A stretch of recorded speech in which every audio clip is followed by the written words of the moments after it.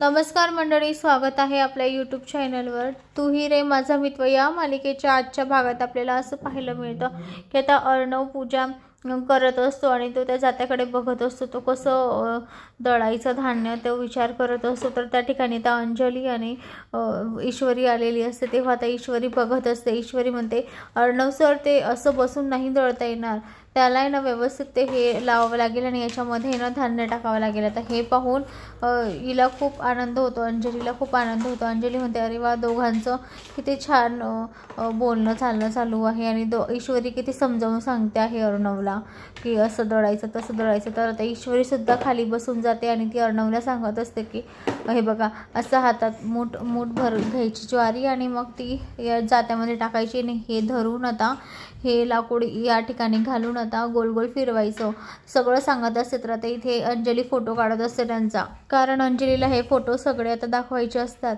आजीला दाखवण्यासाठी अंजलीला हे फोटो सगळे काढायचे असतात.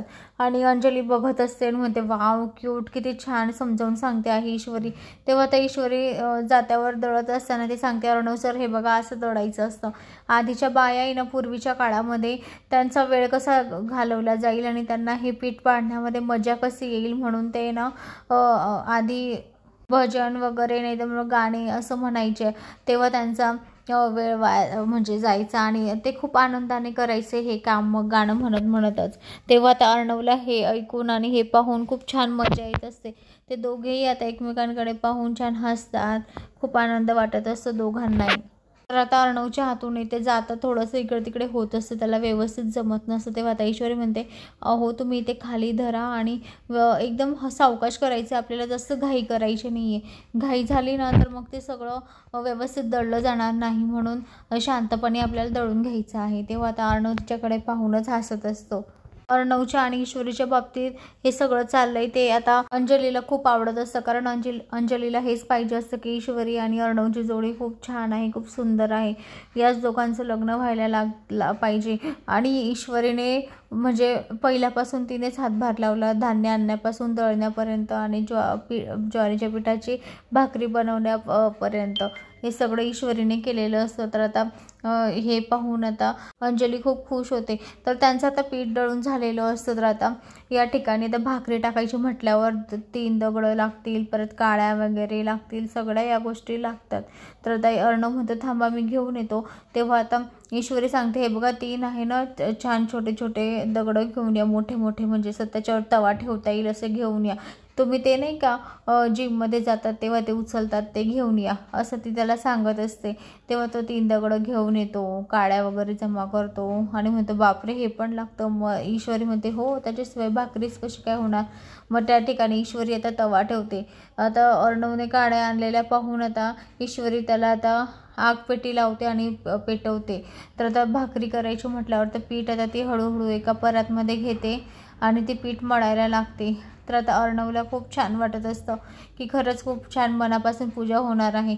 आणि तो विचारत असतो, ताई, लावण्या कुठे गेली? लावण्याची तर खूप हौस होती पूजा करायची आणि कुठे गायब झाली? तेव्हा आता अंजली म्हणते, अरे जाऊ दे तिला, तुमची पूजा इथे होते ना तुमच्या दोघांचं व्यवस्थित, ते इथेच थांबा आता तुम्ही, नको तिचा विचार करू.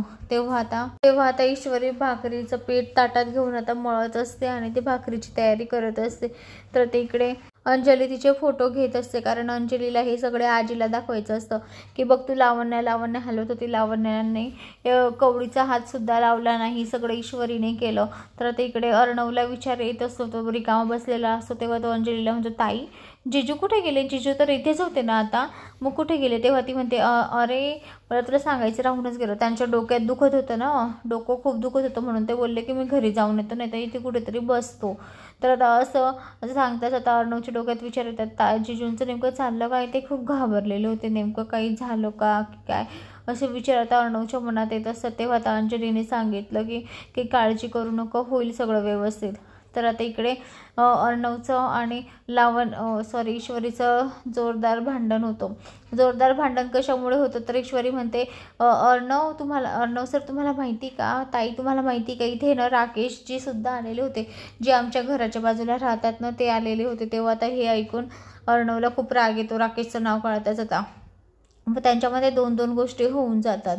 तर आता हे पाहून आता इकडे अंजलीला खूप आनंद होतो, बापरे हे दोघं भांडण करतायत, पण किती क्यूट दिसत आहे भांडण करताना सुद्धा. तेव्हा आता अंजली म्हणते कोणाला या दोघांची नजर ना लागो, तेव्हा ती ते रेकॉर्डिंग सुद्धा करून घेते, व्हिडिओ काढून घेते.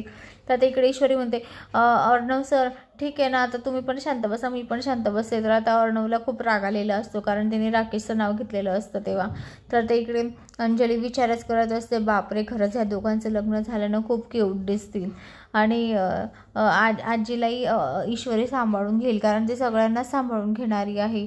म्हणून अंजलीची सुद्धा तीच इच्छा असते आणि ती प्रेमाने त्या दोघांकडे बघत असते. तर आता त्या ठिकाणी लावण्य येते आणि आता लावण्य म्हणते अरे वा झाली भाकरी, भाकरीसुद्धा झाली, अरे वा वा छान छान छान, खूपच छान बनवली ईश्वरी तू भाकरी. तेव्हा आता अर्णवचं लक्ष तिच्याकडे जाते आणि अर्णव म्हणतो लावण्य कुठे होतीस का तू, केव्हाची वाट बघतो आहे, तुला तर पूजा करायची होती, तुला हे सगळं करायचं होतं आणि तू काहीच केलं नाही.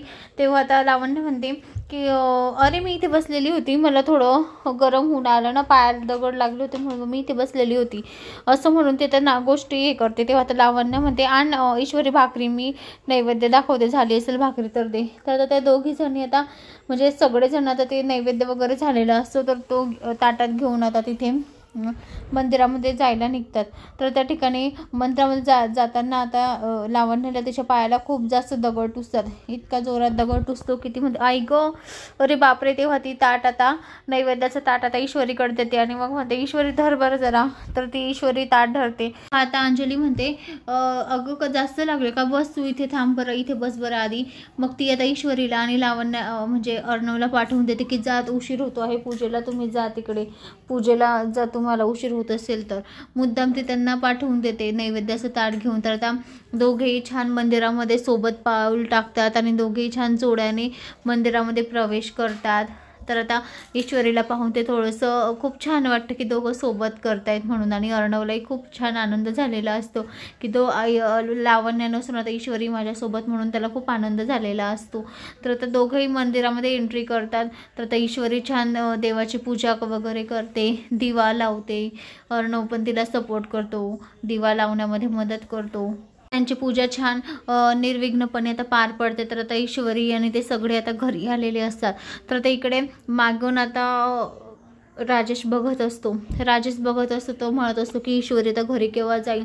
तर त्या ईश्वरीला तेवढ्यातच घरून फोन येतो. तर आता मुद्दाम राजेश आता ऐकत असतो की ईश्वरी खरंच घरी जाते का. तर आता ईश्वरी बोलते की हो मला घरी जायचं आहे अर्णव सर, अंजलीताई, कारण मला आईचा फोन आलेला आहे, काही अर्जंट काम असेल म्हणून मला जावं लागेल. तेव्हा आता अर्णव म्हणतो मी सोडू का.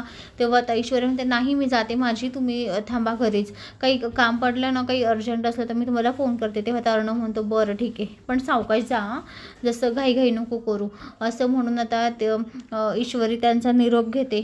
तर आता इकडे राजेशला तर आनंद झालेला असतो.